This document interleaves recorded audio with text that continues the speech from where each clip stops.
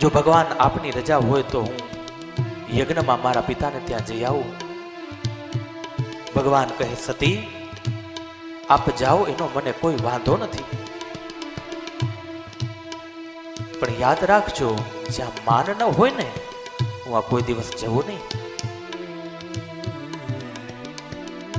માન વગર કોઈ દિવસ જવું નહીં. ભલે કંચન વર્ષે મેં, જેના આંગણામાં કંચનની વર્ષા થતી હોય ને હું આ પણ જો માન ન હોય તો જવું નહીં. કારણ કે માન વગરના જવાથી અપમાન પરિણામ આવે છે. એનું પરિણામ તો કે અપમાન જ છે, બીજું કાંઈ નથી. અપમાનિત થવું એથી ન જવું સારું. સતી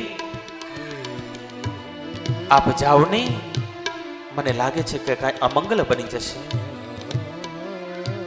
પણ સતી ખૂબ આગ્રહ કરે, અતિ હઠ એ આપના જ દુઃખનું કારણ બનશે, અન્ય કોઈના દુઃખનું કારણ નહીં બને.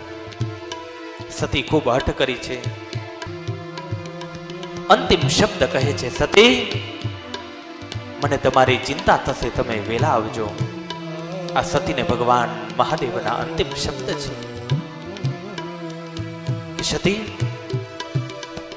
કોઈ ચિંતા ન કરજો અને કોઈ દુઃખ ન રાખજો અને વેલા આવજો.